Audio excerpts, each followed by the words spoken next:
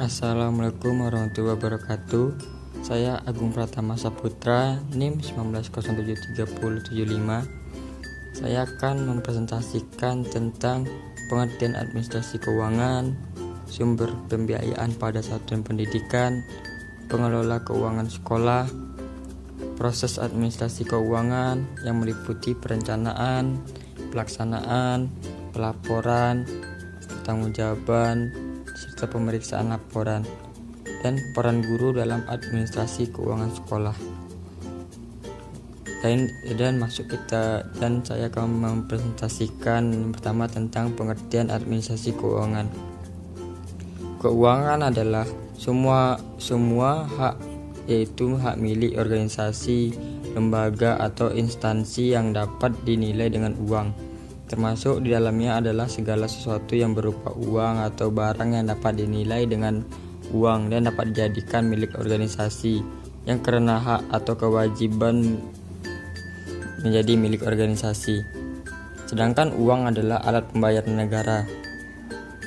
Kegiatan manajemen keuangan sekolah cukup variatif, mulai dari yang sangat sederhana, yaitu perencanaan keuangan yang sangat sederhana, sampai pada pengelolaan keuangan yang sangat kompleks akibat dari perencanaan kegiatan yang kompleks.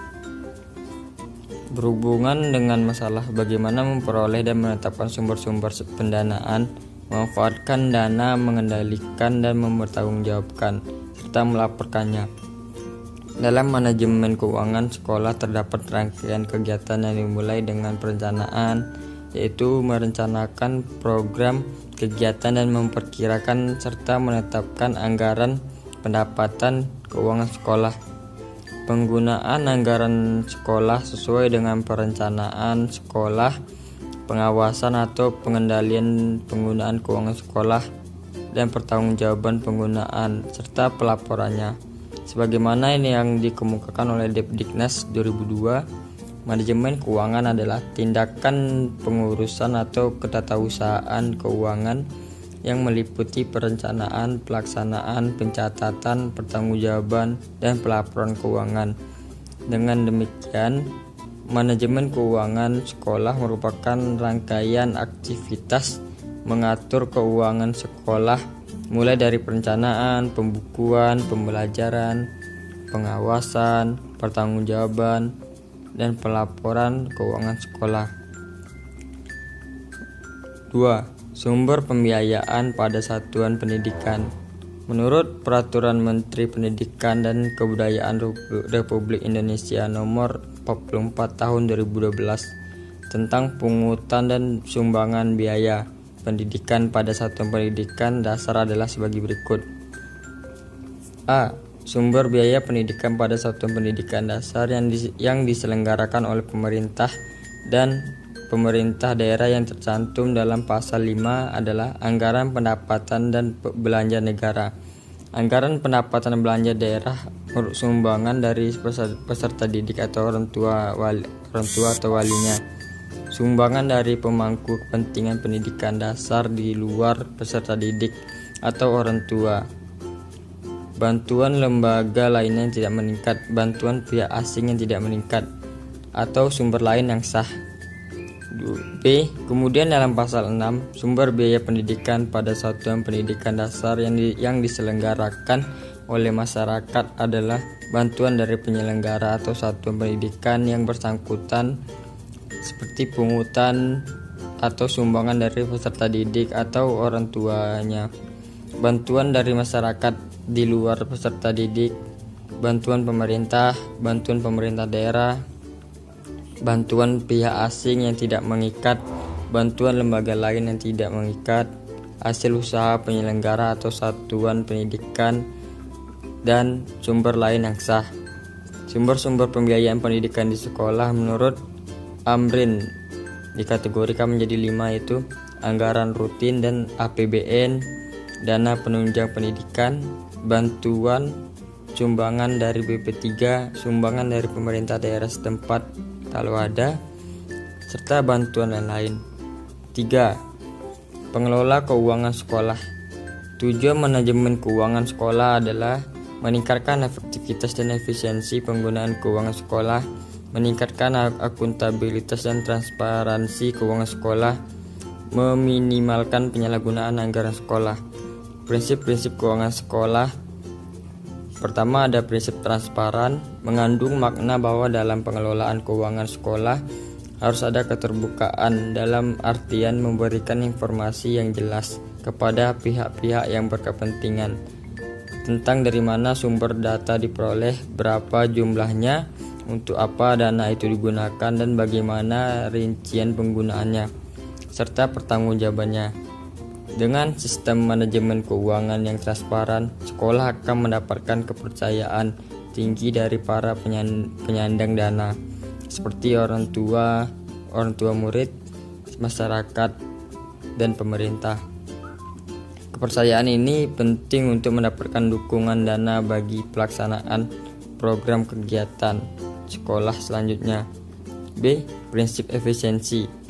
Penggunaan sumber daya keuangan yang ada harus betul-betul tepat guna, yaitu sesuai antara yang dikeluarkan dengan yang dihasilkan.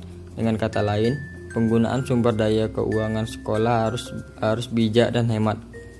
Efisiensi biasanya diukur dengan membandingkan antara masukan dan yang digunakan dengan yang dikeluarkan atau yang dihasilkan.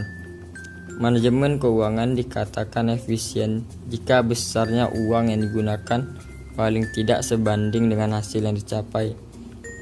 C. Prinsip akuntabilitas. Setiap sumber daya keuangan sekolah yang digunakan harus dipertanggungjawabkan, baik secara administratif maupun secara normatif. Pertanggungjawaban administrasi di sini maksudnya dalam penggunaan keuangan sekolah, jelas pembukuannya, ada bukti-bukti penggunaannya serta hasilnya. Sedangkan pertanggungjawaban normatif mengandung makna bahwa hasil yang diperoleh betul-betul sesuai dengan biaya yang dikeluarkan. Keuangan sekolah bersumber dari A. Rutin, anggaran rutin yang digunakan untuk gaji dan tunjangan beras, uang lembur, keperluan sehari-hari, investasi kantor, langganan daya dan jasa, pemeliharaan gedung dan kantor, lain-lain yang berupa pengadaan kertas, lain-lain yang berupa pemeliharaan untuk perbaikan. B. Dana BOS. Dana BOS merupakan program BOS warga sekolah, diharapkan dapat lebih mengembangkan sekolah dengan memperhatikan hal-hal berikut.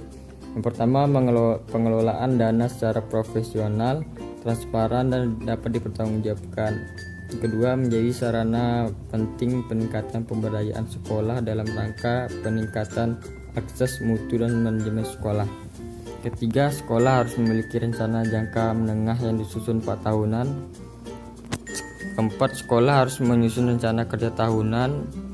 Yang kelima, rencana kegiatan dan anggaran sekolah harus disetujui dalam rapat Dewan Pendidik setelah memperhatikan pertimbangan komite sekolah dan disahkan oleh Dinas Pendidikan.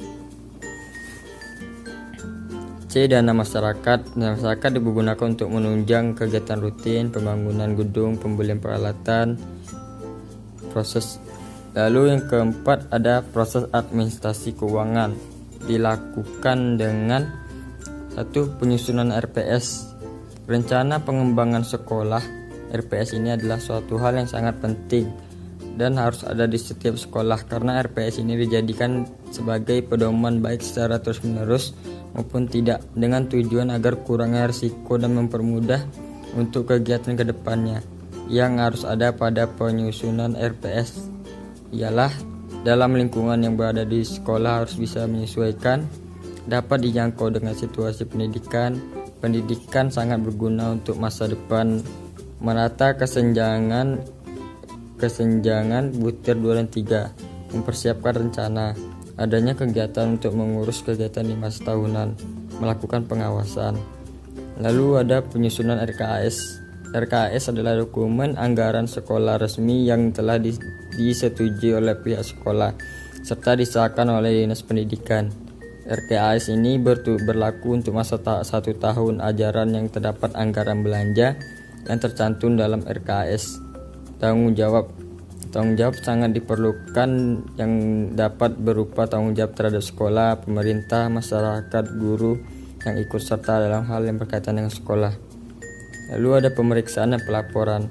Memeriksa keuangan dilakukan dengan penelitian pada administrasi yang telah ditetapkan dalam suatu anggaran. Pemeriksaan yang dapat dilakukan secara 1 kali dalam 1 minggu maupun 1 bulan agar dalam perhitungan tidak rumit. 2. Pelaporan dan pertanggungjawaban sekolah, yaitu bertanggung jawab pada guru, sekolah, masyarakat, komite sekolah dan lainnya. Jadi pelaporan dapat dipertanggungjawabkan sangat penting. Jika tidak pelaporan maka semuanya tidak terlaksana dengan baik dan akan terbengkalai. Yang kelima, peran guru dalam administrasi keuangan sekolah. Peran guru dalam administrasi keuangan sekolah, penanggung jawab biaya pendidikan adalah kepala sekolah. Namun demikian, guru diharapkan ikut berperan dalam administrasi biaya ini. Meskipun menambah beban mereka, juga memberikan kesempatan untuk ikut serta mengarahkan pembagian itu untuk perbaikan proses belajar mengajar. Administrasi keuangan meliputi kegiatan perencanaan, penggunaan, pencatatan, pelaporan, dan pertanggungjawaban dana yang dialokasikan untuk penyelenggaraan sekolah.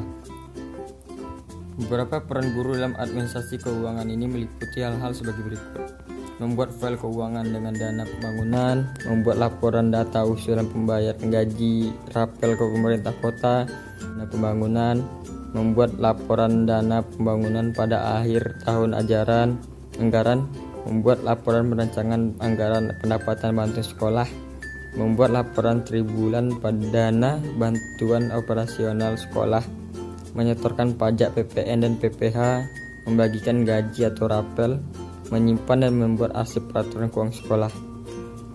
Mungkin sekian presentasi yang dapat saya sampaikan. Lebih dan kurangnya saya mohon maaf. Saya akhiri. Assalamualaikum warahmatullahi wabarakatuh dan saya ucapkan terima kasih.